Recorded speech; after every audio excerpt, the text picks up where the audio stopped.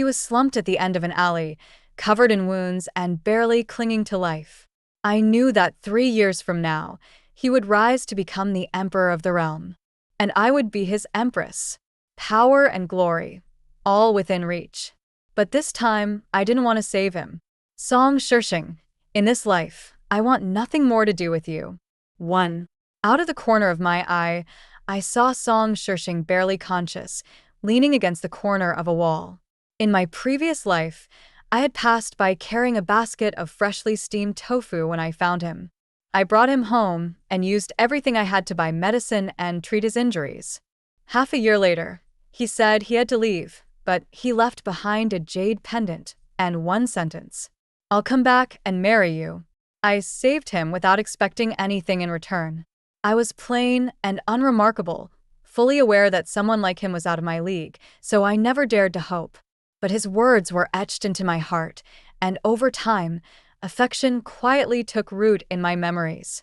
The night he left, robbers broke into my home and killed my parents. I survived only by hiding in a narrow chimney. Reporting the crime to the authorities led nowhere, and from that day on, Great Joe descended into chaos. For the next 3 years, war raged everywhere, and corpses lay scattered across the land. I wandered like a ghost without a place to belong. Eventually, I found out where he was. I thought he would be as happy to see me as I was to see him. But to my surprise, he merely glanced at me without emotion and told someone to arrange a tent for me in the military camp. To say I wasn't disappointed would be a lie. But I was young and naive, with no power to resist. Later, I worked in the camp kitchen. That gave me the chance to cook for him, to bring him food at night. Back then, I always looked forward to those quiet evenings, bringing him a late-night meal, knowing he'd be there waiting to eat what I had made. It was happiness, and it was enough. But that night, after the left army's great victory, everyone drank to celebrate. I was dragged into a tent and assaulted by his deputy general, who was drunk. I went to him for help, but he merely held his cup and watched expressionlessly. At dawn, the deputy came to him and apologized. He forgave him. I left the camp with a broken body, determined only to return to the capital and be buried beside my parents. Only then did I finally understand, from beginning to end, our encounter had always been me acting and him watching. The only thing he had ever given me was that one sentence: "I'll come back and marry you." Just words. No feelings. It was me who read too much into it. He was still the moon in the sky, and I was still the dirt beneath it. But just as I was about to die, he found me. By then, he had already taken the throne. He declared before the entire court that I had once saved his life, and that he would honor his promise to marry me. The emperor truly is a benevolent ruler, the ministers praised. Even a tofu-selling girl's kindness doesn't go unremembered. I once asked him, "Why? Why didn't you save me that night? And if you felt nothing, why make me your empress?" By the flickering candlelight, his face looked colder than ever. "You saved me, I repay the debt. That's all." He removed his ceremonial robe and walked out. From then on, he came to my chambers every night, but only sat silently with his eyes closed for an hour before leaving again. Women across the land envied me. A commoner who, by fate, became the emperor's wife and enjoyed a life of luxury. When I heard these things, I only smiled. I understood now why Song Shirshing had made me empress. He wanted a name, a reputation for righteousness, a name that would win the hearts of the people. To a newly crowned emperor, reputation was the cornerstone of power. My existence was just a convenient stepping stone he picked up along the way. 1 month later, as he was about to leave again, I stopped him. "I'll help you one last time, but in return, I hope you'll truly repay me once. When I die, please bury me beside my parents." Song Shirshing didn't look back. The next day, I summoned his former deputy general, now a decorated general, and shared 2 cups of poison tea with him. I knew the man was arrogant and lawless. Song Shirshing had tolerated him for too long but couldn't execute an old ally so soon after ascending the throne. So I took my revenge and did him a favor. As I died, I kept thinking, what would my life have been if I had never met Song Shirshing? Or if I had been a little stronger, a little more confident, what then? But it didn't matter anymore, because my life had started over. I was 15 again. And once more, beneath the bright spring sunlight, I saw Song Shirshing, near death, in that dim alley. 2. My steps only paused for a moment before I walked quickly past. I didn't look back. I didn't hesitate. But my heart ached like it was being torn apart. He said he would marry me, and I fell in love. He kept me by his side, and I dared to dream.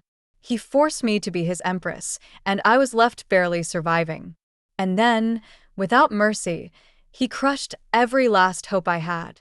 That month, I often wondered what I meant to Song Shirshing. A tool, perhaps? From the moment I saved him, maybe he had already decided. If one day he became emperor, taking a humble, common woman as his empress would earn the praise of the people. And for a new ruler, public favor was everything. I was nothing more than a small, insignificant stone to help him rise. In this life, I want nothing more to do with him. I set up my tofu stand at the corner of the street, and soon neighbors gathered around to buy. Not long after, I packed up and headed home. When I passed by the alley again, Song Shirshing was gone. Only bloodstains remained, dried and scattered on the ground. He must have been rescued by his men. Qingya. My mother came running into the alley to meet me. I quickened my pace. Mother, I sold all the tofu. She didn't answer, just grabbed my hand and hurried home, shutting the door behind us mysteriously. Qingya, I was just out looking for you and saw a young man badly injured on the road. He was on the verge of death, so your father and I brought him home, she said, stuffing a string of coins into my hand. Your father and I will look after him. Go fetch a doctor quickly. The basket slipped from my shoulder and fell to the ground. My voice trembled. You found him, in the alley by the Si Zhu family's house. She nodded. Yes. What's wrong? Why do you look so pale? I rushed to the bedroom and flung the door open. There he was, Song Shirshing, fast asleep on my bed, unconscious. How could this be? 3. I stood by the bed, quietly studying Song Shirshing's face. In my previous life, when I was taking care of him, I often looked at him like this, marveling at how someone could be born so breathtakingly handsome. Song Shirshing was, without a doubt, the most refined and beautiful person I had ever seen in the narrow and impoverished confines of my past life. But after living an entire lifetime, I understood, what someone looks like on the outside doesn't always match who they are inside. With that thought, I said in a low voice, "Throw him out." My parents were stunned. My mother lowered her voice, alarmed. "If we throw him out, he'll die.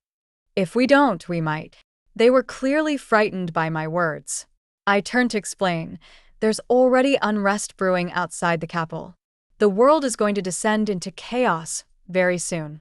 A man like him, unknown background, seriously wounded. Keeping him here could bring disaster to us all. Then we'll do as you say, my father stammered. The three of us worked together to drag Song Shirshing up, each of us holding an arm, hauling him toward the door. Just as we reached the threshold, Song Shirshing suddenly opened his eyes. Our gazes met, and in an instant, I saw a fierce, deadly intent flash through his eyes. I brought you back by mistake. But now, I've decided not to save you. I forced myself to stay calm, speaking each word clearly. Song Shirshing's face turned ashen. I had no doubt, if he weren't so weak right now, being treated like a sack of rags, he would have already drawn his sword and slaughtered us all. I have money, he said, eyes closed, not wanting to face the indignity of being powerless. Once I recover, I'll reward you handsomely. No, I wanted money, but not at the cost of my family's lives. Seeing that I wouldn't budge, Song Shirshing stared at me fiercely.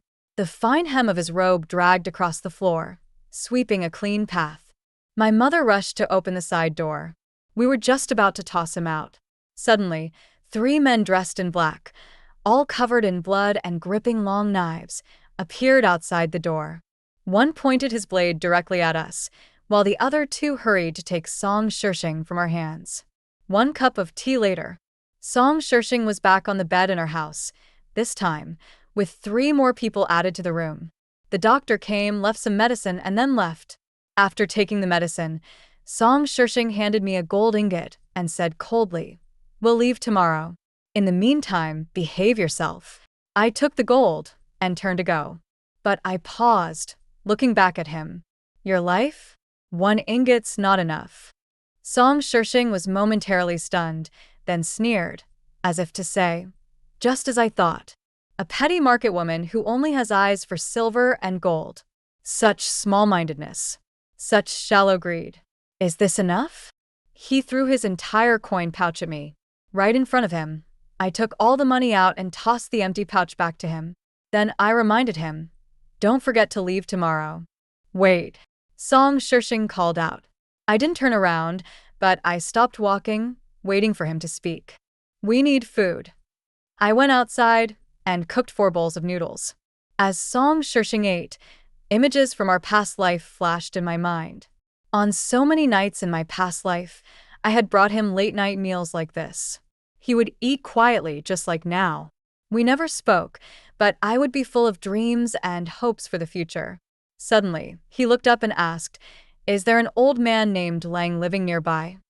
My heart skipped a beat, because he had asked me the exact same question in the previous life. What had I said back then? I'd said yes, I knew Mr. Lang. He often came to buy tofu from our stall. The next day, Song Shirshing asked me to take him to find him. Later, Lang Qinghe became his military strategist. But I never saw Mr. Lang in the army. I asked around and was told he had been leading the right army for Song Shirshing, while Song Shirshing himself commanded the left army. The 2 units worked together seamlessly and swept through their enemies like an unstoppable force. I don't know. This time, I didn't hesitate as I shook my head. People move in and out of this area a lot. I don't know many of the neighbors. Song Shirshing stared at my face, clearly weighing something in his mind. After a moment, he suddenly said, "If I find out you're lying to me, I'll kill you. Go ahead." I gave him a mocking smile. "Killing a few unarmed civilians? I'm sure that's something you're more than capable of." He let out a cold laugh. "Well, I didn't know commoners could include such cold-blooded, money-obsessed, and cunning women like you." "Right back at you." I picked up the empty bowl in front of him and walked out the door. While I washed the dishes, Song Shirshing stood at the window the entire time, watching me. When I returned to my room after finishing the chores, I realized my back was soaked with sweat. If I can't change the ending of my previous life, what's the point of living again? What should I do? 4. Thinking back on my previous life, I have to admit, Song Shirshing was a competent ruler. Ambitious, heartless, and ruthlessly detached. When he raised his army, his full-blooded elder sister, the Princess of Liang, was already 5 months pregnant. Hundreds of extended relatives from the princely household had no idea what he was planning. By the time he laid siege to the capital, those very relatives had all become hostages. And as their heads rolled one by one, he simply sat there, sipping tea with a calm expression. After he took the throne, all those loyal soldiers and founding officials who had helped him rise were awarded high ranks and noble titles, but many of them also became thorns in his side. The deputy general I poisoned was one of them. So was Mr. Lang. The day I was named Empress, I caught a distant glimpse of Mr. Lang. After that, he tried to request an audience with me several times, but Song Shirshing refused on my behalf. I never found out what ultimately happened to Mr. Lang, but I imagine it ended like the old saying, "When the cunning hare dies, the hound is no longer needed." The night was deep, and light footsteps passed through the courtyard. Tiles on the roof made soft tapping sounds now and then. Song Shirshing had extinguished his lamp. He didn't sleep a wink that night. When I got up early to grind soybeans, he was already awake. His recovery was faster than in the previous life. "What are you doing?" he asked. "Grinding soybeans." I scooped out a bowl of freshly cooked soy milk for him. "Drink it and get on your way." He frowned. With a loud clang, One of his guards raised a blade to my neck. Song Shirshing waved his hand to stop him and then sat silently to the side, watching my parents and me go about our work. "You've taken enough gold from me to live comfortably for 10 years, he suddenly said. "Do you still need to sell tofu?" 10 years. I glanced at him. "That's all you're offering in return for saving your life? That's stingy." Song Shirshing laughed. "I've never met someone who loves money as openly as you do," he said, leaning back in his chair and studying me quietly. I ignored him. Before leaving, I told my parents to stay inside and then carried my shoulder pole out the door. I had just set up my stall when Song Shirshing appeared. He helped count the money and even stopped a neighbor who tried to sneak a piece of tofu. "It's just 2 copper coins," he said. He was smiling, but the oppressive aura of a ruler still surrounded him. The neighbor didn't dare say a word, just dropped the coins and ran. "Don't go soft," he said to me. "If you're running a business, you have to be precise." I turned to him. "All right, I won't go soft. Thanks for the lesson." He gave me a thoughtful look. As I packed at my stall, I thought. In my previous life, he never helped me sell tofu, never talked to me this much. When he left, he probably didn't even remember my name. So, what changed this time? What made things different? At lunch, he didn't start eating until one of his men tasted the food first. Afterward, he placed a jade pendant on the table, pointing to it with his long fingers. It was the pendant I knew all too well. In my past life, even when I was starving to death, I couldn't bring myself to pawn it. A sudden fire flared in my chest. "This your idea of extra payment for saving your life?" I asked. "It's a token," he said, shoving the pendant into my hand. "If you sell it, I'll be angry. As for saving my life, how about I offer myself in return?" I gripped the pendant tightly. In the past life, he left it with me and said he would come back to marry me. He had never asked if I even wanted his so-called gratitude, because to him it was charity, like tossing a bone to a dog. Do you ask the dog if it prefers pork or chicken? Of course not. It's just a dog. No need. "I'm not interested in you," I told him. He didn't react, just picked up his outer robe and paused in front of me. "Believe me," he said, "no one else in this world can give you a better marriage. Power, wealth, whatever you want, it'll all be yours." He said it slowly, as if convinced that I wouldn't reject him, that I would obey, that I would love him, just like the last life, waiting for him, loving him, following him, submitting to him until death. I overturned the table, squatted on the floor with my arms crossed, and let my fury rise until it nearly drowned me. Song Shirshing, in this life, let's see which of us ends up as the one controlled, the one used, the one treated like a dog. That afternoon, I carried a bucket of soy milk and a few pieces of tofu deep into a narrow alley. I knocked on the door of a modest home. It was opened by an old man with white hair and a sage-like air. "Mr. Lang," I said, handing him the tofu. "I just made it. Thought I'd bring you some." Mr. Lang looked stunned. 5. Mr. Lang lived alone and ran a tiny private school here. 7 or 8 children from the neighborhood came every day to learn from him. It was said he charged very little in tuition and lived a frugal life. In my past life, everyone thought he was just a washed-up old scholar. But later, when he became famous across the realm and was appointed Grand Chancellor, people finally realized he was a rare and extraordinary talent. I pleaded with Mr. Lang to take me in as a student. I thought he would reject me for being unqualified and a woman. But, to my surprise, he agreed. I could read and I could understand simple books.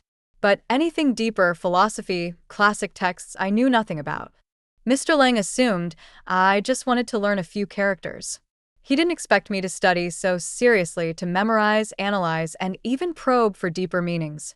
"Qingya, are you planning to take the civil service exams?" he asked with a smile over dinner. "I really am," I replied with a grin. Mr. Lang burst out laughing, stroking his graying beard. "Living a full life means not always following the rules.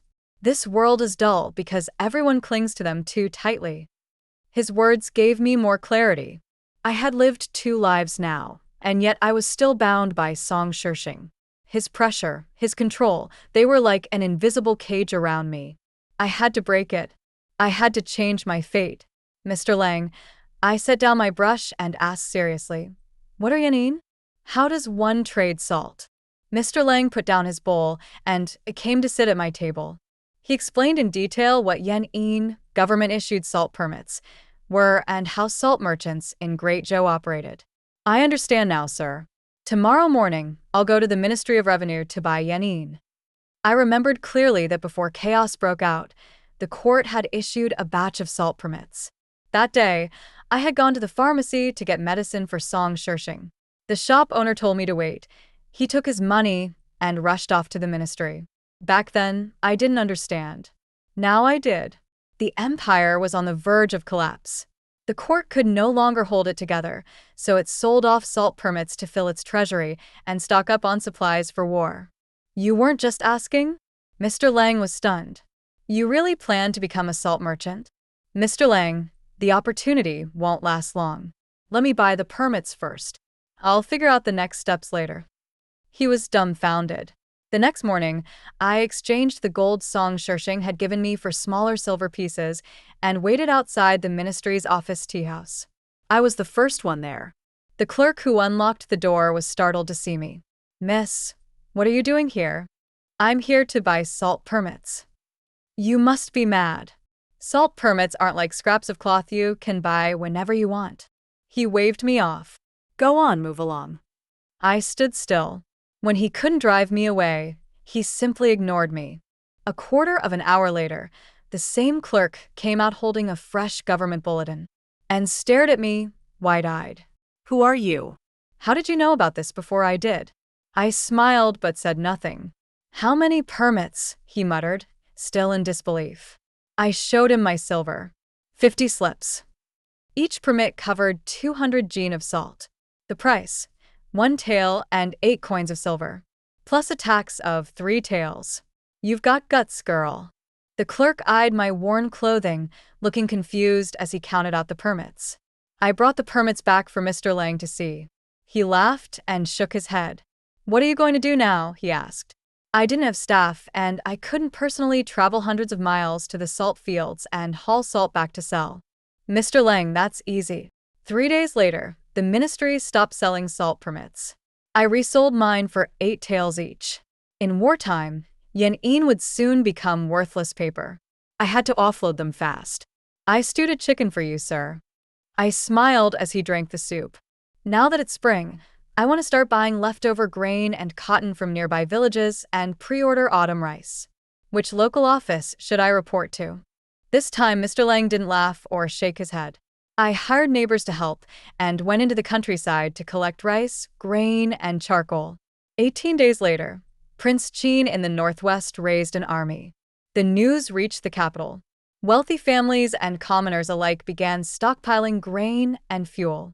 Panic spread like wildfire. All the supplies I had stockpiled sold out in just 2 days. This time, I also met a few influential merchants, bought into an iron mine, and hired guards to protect it. The iron flowed out like water. Money poured in. In just 6 months, Qingya has become a wealthy merchant. Mr. Lang said admiringly, "You're smarter than I imagined. And decisive. You're someone who can accomplish great things." I poured him a cup of wine. "Being decisive isn't enough. I still need a good helmsman like you." He poked me on the forehead. In a flash, summer arrived. One evening, I went to find Mr. Lang and pushed open the door, only to freeze in surprise. In the shabby old courtyard, Song Shishing sat there, looking completely out of place. When he saw me, he wasn't surprised at all. With a faint smile, he said, "Long time no see." 6 months late, but Song Shishing had still found Mr. Lang. "After sending your parents away, you seem to have gotten quite busy," he said, eyes gleaming. "These days, you've placed bulk orders at 20 pharmacies in and around the capital for enough external wound medicine to treat 8,000 people. What are you planning to do?" "Sell it, of course." I set dinner down for Mr. Lang. "You want some? I can give a discount to familiar faces." He asked me to see him out. At the door, he smiled and said, "How about setting the wedding for the end of the year? The 8th of the 11th month is your birthday. Let's choose that day." My heart skipped a few beats. I'm a commoner, plain, untalented. If you're choosing a wife, you should pick someone with good looks and a noble background who matches you. This wasn't like the previous life. I tried to guess what he was thinking. Don't sell yourself short. Song Shirshing suddenly leaned close and whispered in my ear, "A woman's looks or power mean nothing to me. I only like clever women. And you're just right." He gave me an encouraging look, then mounted his horse and rode away. I stood at the doorway for a long time, unable to calm my heart. That night, I visited my parents, moved them to a new home, and reminded them repeatedly not to go outside. In the days that followed, uprisings broke out one after another. In the northwest, Jiangnan, the southwest. Exactly the same timeline as my previous life. But this time, there was one crucial difference. Mr. Lang didn't go with Song Shirshing to be his strategist. He left the capital with me. 6. In my past life, not long after my parents passed away, chaos broke out in the capital. Bandits roamed freely, and violent crimes became rampant. But the imperial court was overwhelmed with its own troubles and had no time to care whether commoners lived or died. Soon after, the capital was besieged for the first time, and I escaped with my neighbors. That was the beginning of my life as a wanderer. At that time, the only person who could rival Song Shirshing in power in the north was a man named Xiaomu. He had once been a bandit and was the last to raise a rebellion. But in just 6 months, he built an army of 80,000 and expanded his forces at astonishing speed. Within a year, he was nearly on equal footing with Song Shirshing and Prince Qin. Unfortunately, from the moment he rose up to the day he fell, it only lasted 7 months. Xiaomu's death was a legend in itself. He was lured into a trap set by Song Shirshing. His army was annihilated. He was struck by over a dozen arrows, but before dying, he still managed to shoot down Song Shirshing's military flag with one last arrow. Later historians judged him as brave, but lacking in strategy. As a frontline general, he was unparalleled. But as a decision-maker and commander, he was too impulsive, too reckless. I donated 100 jars of wound medicine to gain entrance to Langya Fort. When I finally met Xiaomu, both Mr. Lang and I were stunned. "You're Xiaomu? How old are you?" I studied the boy in front of me. He wasn't tall yet, hadn't gone through voice change, but he didn't seem weak, just young and inexperienced. His father had died at the start of the month, and now he had taken over the fort. But clearly, he wasn't managing it well. Xiaomu frowned and snapped. "I'm 14, all right?" 14? He didn't look it. "I just haven't hit a growth spurt yet." Fuming, he struck the stone stool in front of him with his blade, splitting it in two to prove his strength. I didn't know whether to laugh or cry. Maybe the reason he had courage but no strategy in the last life was simply that he was too young and inexperienced. "Is the food in the fort not good? I'll cook for you tonight." At first, Xiaomu scoffed. But once he tasted my dishes, he ate 3 full bowls in a row, then lay back on the bamboo mat, patting his belly. Langya Fort wasn't peaceful. The second and third chiefs bullied him for being young and immature. They caused trouble daily, hoping to seize power. They even led their men down the mountain to rob travelers without permission. When Xiaomu found out, he fought the second chief. He lost, but didn't cry. After that, he trained nonstop, day and night. Killing someone doesn't always require a knife. Late one night, I handed him a cup of tea. He stared at me in surprise. "Then what do you use if not a knife?" Mr. Lang and I exchanged glances. I leaned close and whispered 2 sentences into his ear. "You're a girl. You dare kill someone." Xiaomu looked at me in disbelief. "I've dealt with them already. But from now on, you have to listen to me." I patted his head. "And you have to call me big sister." Xiaomu scowled and huffed. "You kill them first, then we'll talk." That night, I buried 1,000 taels of silver beneath the locust tree inside the fort. At lunch the next day, I led the third chief's son to dig it up. The tree was in the second chief's yard, but the silver was unearthed by the third chief's son. The two men immediately turn on each other and ask Xiaomu to resolve the dispute. Xiaomu waved them off. If you want me to settle it, then split it evenly. Neither of them agreed. Later that night, they each sent their own men to fight over the money. Their followers ended up killing each other. The second chief lost an arm. The third chief died. 2 days later, the third chief's widow locked the second chief's entire family in their home, doused it in lamp oil, and set it on fire. They all perished. After putting out the fire, Xiaomu came to find me. He obediently called out, "Sister?" I patted his head. "Good boy. I'll make you braised pork knuckle tonight." Xiaomu's cheeks flushed bright red. Outside the fort, Song Shishing had risen in rebellion in the Central Plains, splitting his army into left and right divisions. But this time, the commander of the right wing was no longer Mr. Lang. It was Mr. Lang's former student, Kuai Renfeng. Kuai Renfeng was capable, but not quite on Mr. Lang's level. The following year, Song Shishing clashed repeatedly with Prince Qin. They fought back and forth, winning and losing, constantly locked in a stalemate. Meanwhile, I quietly took over 3 other forts with Xiaomu, building a force of 30,000. Behind the scenes, I kept recruiting more soldiers. "We need more money," Mr. Lang said worriedly. "The military salaries you promised are too high." I sat on a mountaintop, gazing at a distant peak. "Sir, there's a gold mine deep in those mountains. In my past life, I'd heard of it. How some desperate soul had tried to sneak in and steal from it. But no one who entered ever came back." "I know the place," Mr. Lang said. "It belongs to the Marquis of Lewin. What's your plan?" "Seize it," I said. Mr. Lang shook his head. "If you make a move, the court will notice. All our plans would fall apart. Unless," he paused. I finished his thought. "Unless we find someone else to take the blame." What would happen next, I didn't know. But doing nothing would guarantee nothing at all. 7. We dispatched 2,000 soldiers, disguised as part of Song Shishing's right flank, and launched a surprise night raid on the gold mine held by the Marquis of Lewin.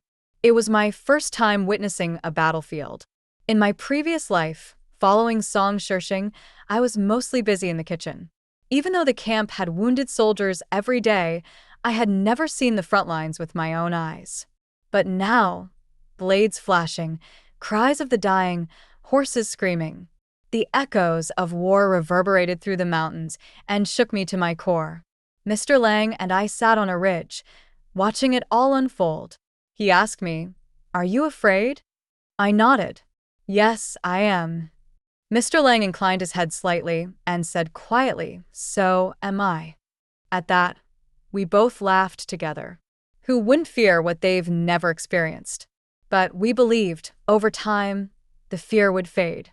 That's what it means to grow. We wiped out the garrison guarding the mine, but kept half of the miners. Then blocked off the mountain road under cover of night. The next day, the Marquis of Lewin brought troops to retake the mountain. He tried for half a month and failed. Frustrated, he returned to the capital. The mine was only 120 li from the city. I thought he had gone back to gather reinforcements, but instead, he kidnapped Song Shishing's sister and demanded the gold mine in exchange for her life. 3 days later, Song Shishing arrived at Lengia Fort alone, on horseback. When he saw Mr. Lang and me, he wasn't the least bit surprised. He clearly already knew we were here. "Mr. Lang refused to come out of seclusion to advise me, yet you followed Qingya to become a bandit," he said. "Do you really think she's more worthy than I am?" Mr. Lang sipped his tea and replied, "Qingya is both brave and wise, resolute yet flexible. In truth, she is stronger than General Song." Song Shishing wasn't angry. Instead, he looked proud, as if someone had just complimented his own masterpiece. "It's good that Qingya has earned your praise, but she mustn't become arrogant." I gave him a sidelong glance. "Mr. Lang is like a father to me.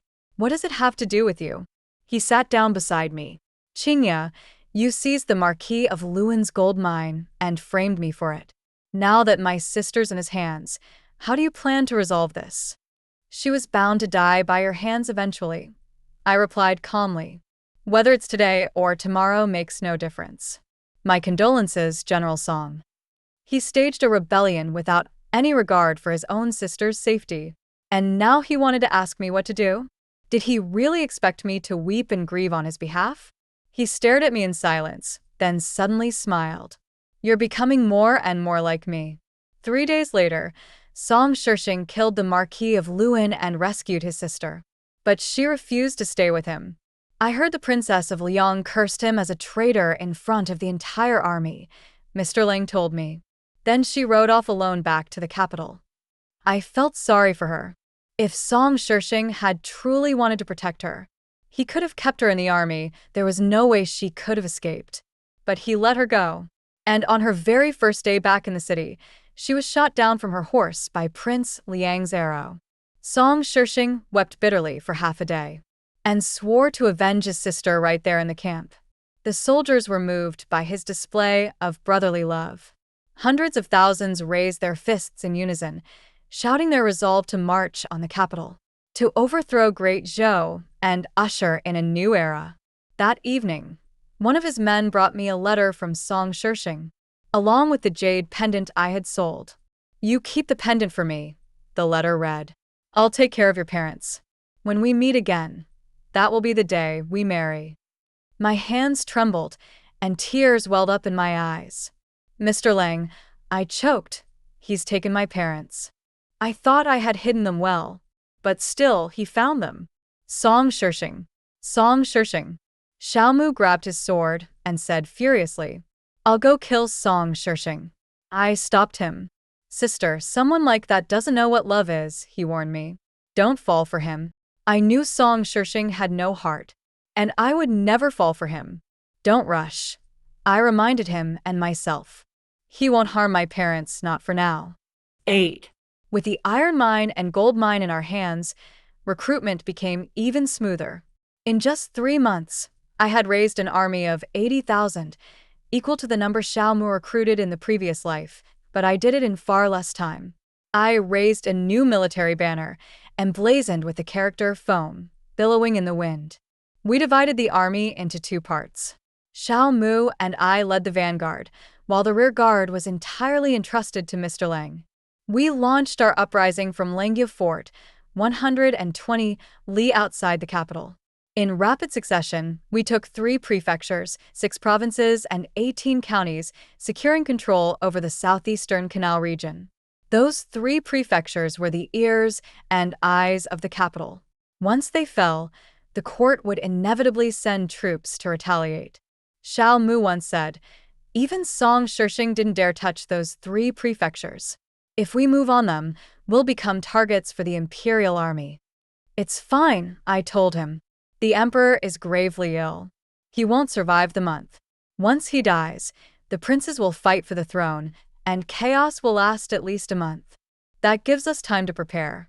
In the previous life, when the emperor passed, Song Shirshing's army sang and danced for 3 full days.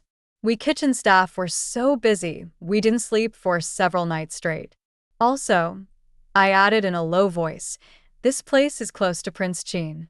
And as for him, I have a way. Not because I had any original plan, but because I'd stolen the tactics from Song Shirshing's previous life.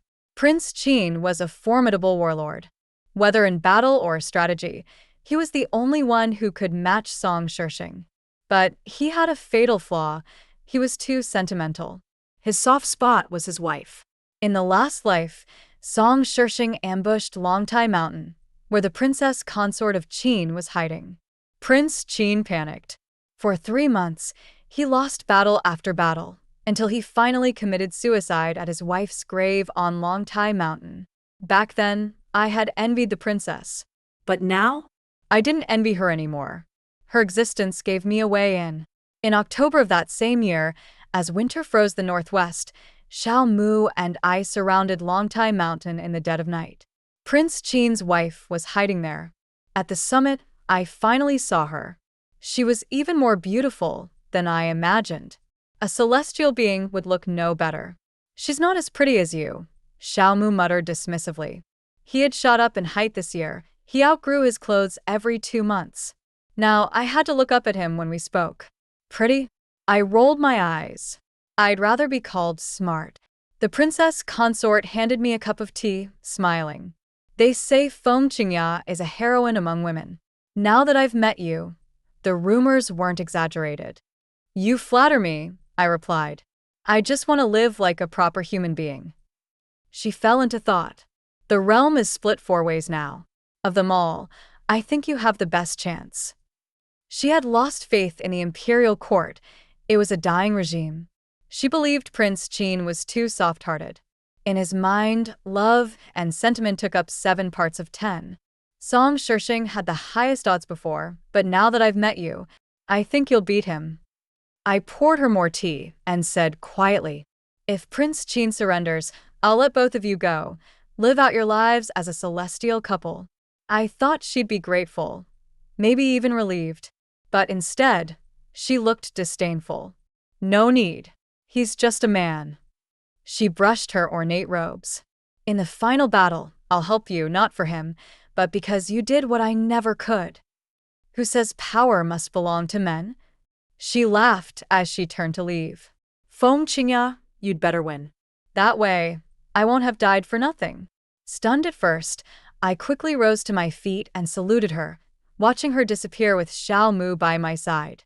Prince Qin came quickly, bringing 60,000 troops. He stood at the front lines, disheveled, eyes haggard. Just like in the past life, he had lost his composure. The battle dragged on for 2 months and 8 days. Even with 180,000 men and constant reinforcements, Prince Qin was forced into a standoff with me, while Song Shishing swooped in from behind and devoured more than half his forces. Still, he didn't react. The final battle was on the 6th day of the new year. It was the princess consort's birthday. She invited Prince Qin to meet her at Longtai Mountain. There, under the evergreens blanketed in snow, they shared one final cup of poison wine and died together. She left me a note, asking that I cremate her and scatter her ashes across the mountain. She never mentioned Prince Qin in a single word. I honored her wish, scattering her ashes across every ridge of Longtai Mountain. With Prince Qin's death, his troops all came under my command.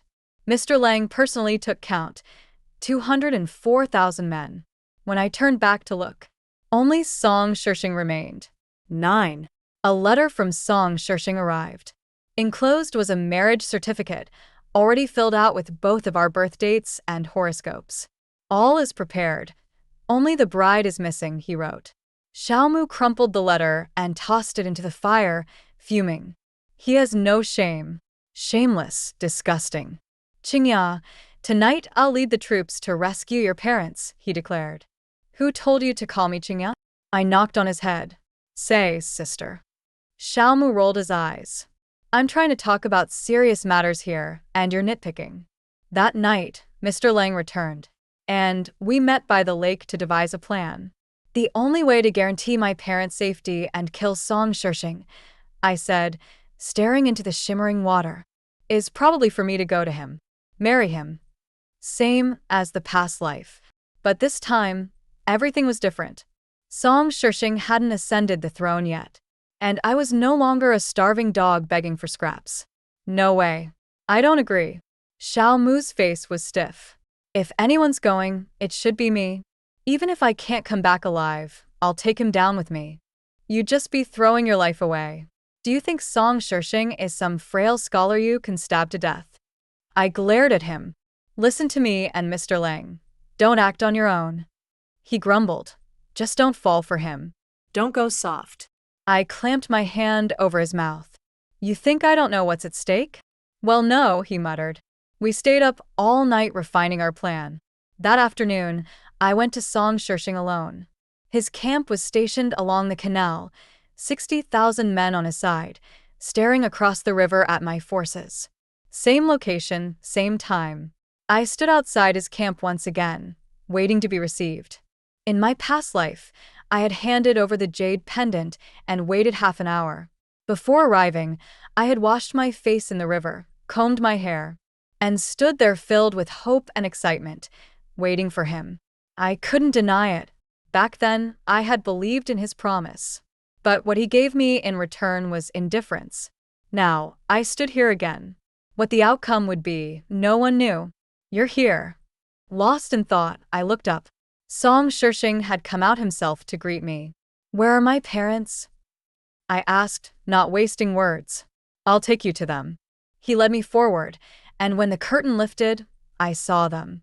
The three of us embraced and wept. Song Shirshing busied himself with ordering food and drink, inviting us to sit down. Even if we're on campaign, a wedding mustn't be sloppy. I've already made arrangements, but Qingya, if there's anything you're unhappy with, I'll adjust it.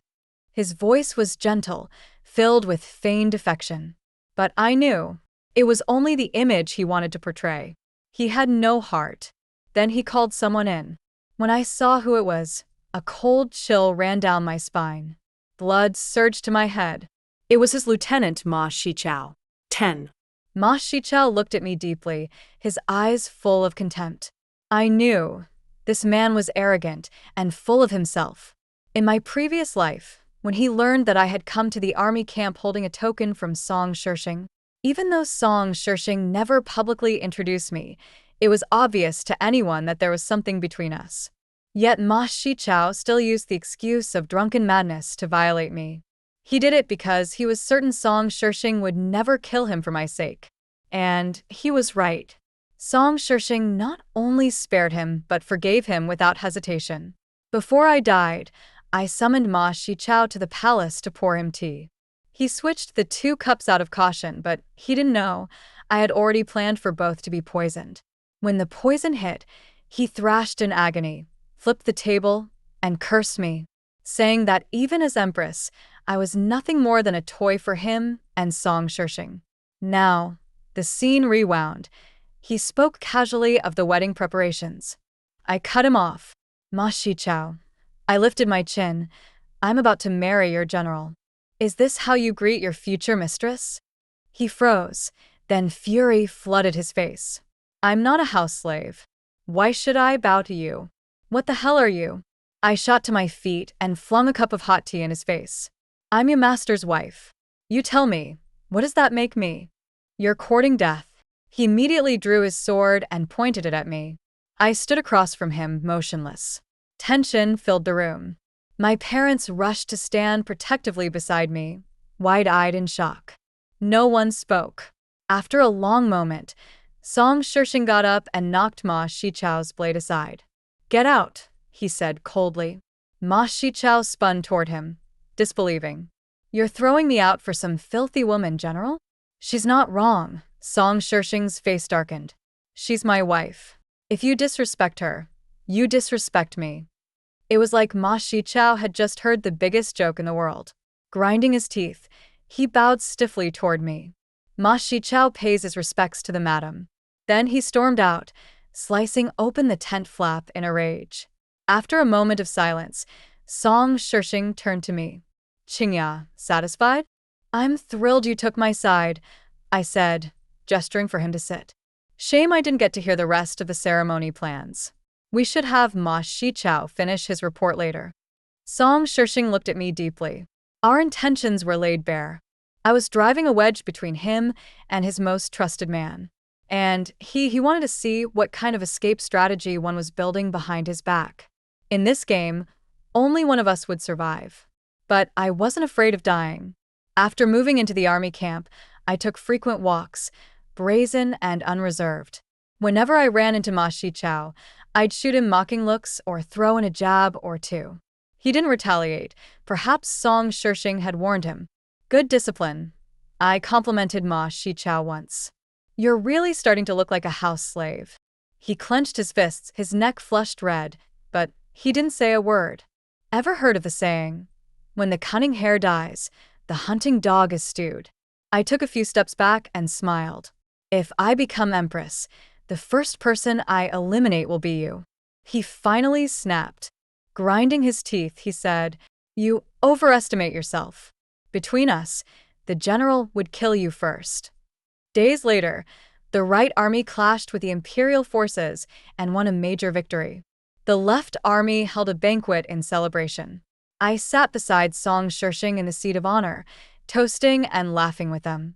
To you, Song Shirshing clinked his cup against mine. Our wedding will be even livelier than this. I sighed. Why don't you just proclaim yourself emperor already? That way I can skip straight to being empress. He raised an eyebrow. Better than waiting for you to ascend the throne just to name me a consort or whatever. How embarrassing would that be? I thought he'd deflect the comment, but instead, he gently took my hand and said, All right. As you wish. I had a few more drinks, then got up to use the restroom. Halfway there, a hand suddenly grabbed my wrist and yanked me into a tent. 11. Ma Shichao pinned me to the bed. Just like the last life. He immediately began tearing at my clothes. Terror from the past and fear from the present collided. Ma Shichao, I said coldly, you'd better think carefully before you do this. Bitch, he spat, yanking open my collar. You keep provoking me every day just to drive a wedge between me and the general. You think he doesn't see through your little schemes? Tonight, I'm going to force myself on you. Let's see if he kills me for it. I stared back at him. You've misunderstood. I've been provoking you on his orders. You're arrogant, undisciplined, and insubordinate. He's wanted you dead for a long time. Ever heard the phrase, when the birds are gone, the bow is put away, when the hare is dead, the hound is stewed? Ma Shichao froze. I'm his bride-to-be. We'll rule together. He as emperor, I as empress. You're just an outsider. Always have been. He slapped me twice across the face. Screw you. Liar. Fine, let's make a bet, I said quietly. If he even shows the intent to kill you, you rebel, just help me and my parents escape. I'll hand over command of the 200,000 troops myself. His entire body went rigid. It was as if he'd just remembered. I commanded 200,000 soldiers. He accepted the bet. After all, from the moment he tore open my clothes, there was no turning back. As for me, no matter the outcome, I wouldn't lose. If Song Shirshing forgave him like before, I'd stay and stick to my plan. If he killed Ma Shichao, even better. Ma Shichao was the second most influential man in the army. That loss would be one Song Shirshing could hardly afford. Just then, Song Shirshing swept aside the curtain and entered. I clutched my torn collar and hid behind him, quietly sobbing. Ma Shichao sneered and tugged at his waistband like nothing had happened. To my surprise, Song Shirshing didn't even hesitate. He raised his sword and placed it against Ma Shichao's throat. Even I was stunned. This was not like last time. I warned you, don't touch what's mine, Song Shirshing said, voice like ice. You want to die? Fine. I'll help you. Ma Shichao's face twisted in disbelief. The general who only ever cared about power was now willing to destroy his own right-hand man for a woman? He had lost the bet. With a furious roar, he drew his blade and lunged at Song Shirshing, then turned toward me to grab me. The clash of blades filled the tent, spilling out into the camp. Chaos erupted. I stood at the entrance, waiting. 15 minutes later, Ma Shichao was dead. His eyes refused to close, locked wide open in shock as he stared at Song Shirshing. Song Shirshing dropped his sword, grabbed my hand, and pulled me into his tent. 12. Well? Song Shirshing asked through clenched teeth, suppressing his fury. Unexpected. I didn't think you'd actually kill him, I said, straightening my clothes. I'm quite satisfied. But he grabbed my arm again and repeated, I'm asking, did he touch you? I looked into his eyes, trying to read his expression. There was a storm of rage in his eyes, emotions I had never seen before, impossible to decipher. It was the first time I had seen Song Shirshing lose composure. I'm fine. I brushed his hand off. Body's fine, mood even better. He said nothing more, swept the curtain aside, and left. Mom rushed in shortly after, flustered. The general sent me to care for you. Did Ma Shichao hurt you? I shook my head. Ma Shichao's death had caused a far greater ripple than I'd anticipated.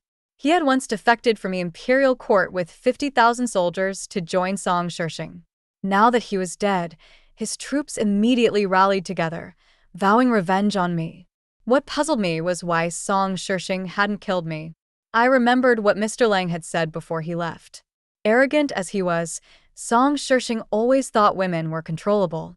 No matter how capable or willful, in his eyes, I was still just a woman. Once he married me, our two armies would merge, and the world would still be his, only his.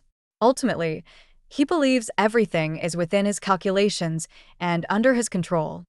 I was his, so everything of mine should also belong to him.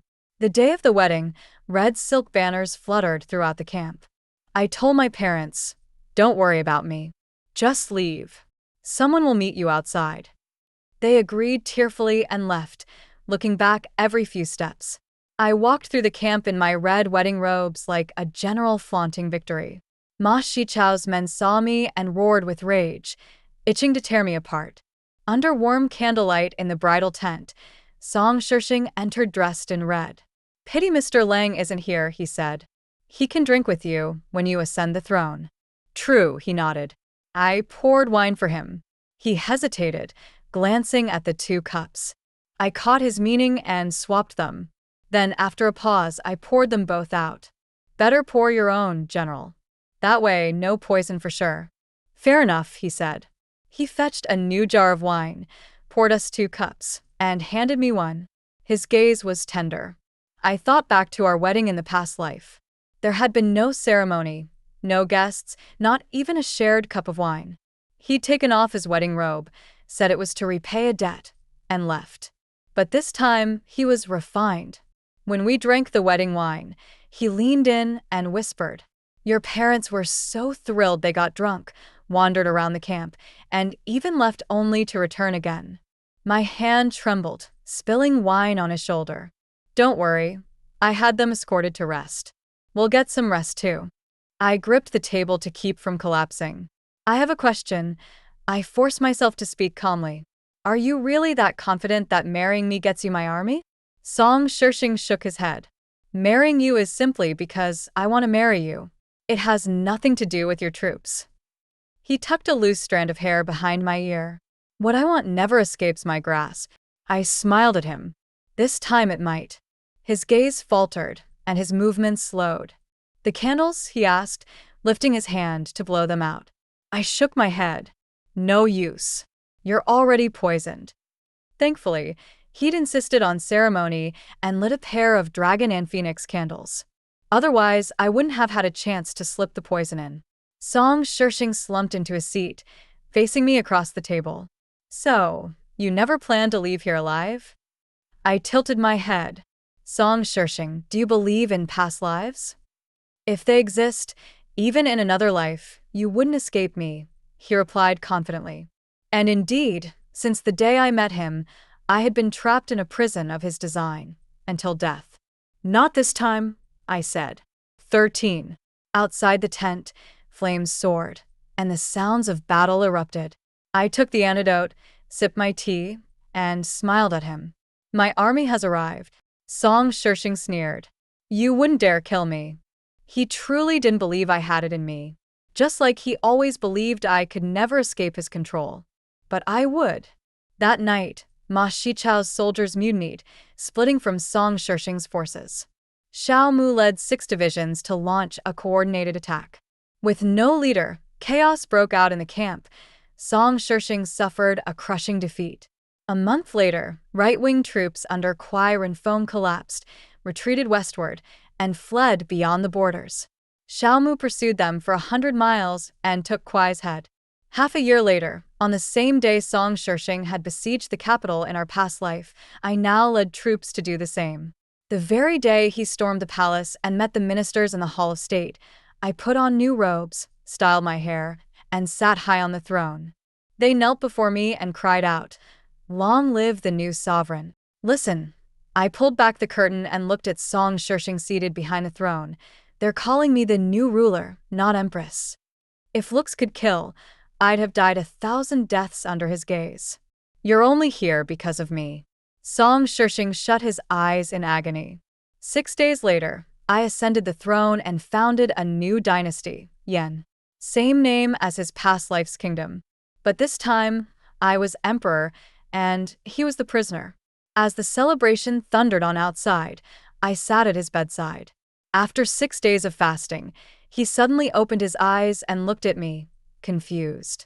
Feng Qingyai, you're not dead? He called my name in disbelief. Then pain twisted his face. Are you satisfied now? It's not satisfaction. It's relief. I told him. True relief. Song Shishing. In this world, nothing is absolute. Not your strength, not my weakness, and certainly not my love for you. The door burst open. Xiaomu stormed in and grabbed my hand. Let's go watch the fireworks. What's the point of looking at him? All right, let's go. You still keeping him alive? Let me kill him. It's a good day. Kill him tomorrow. Bury him next to my parents. At that moment, a firework lit up the sky, brilliant and blinding. The end.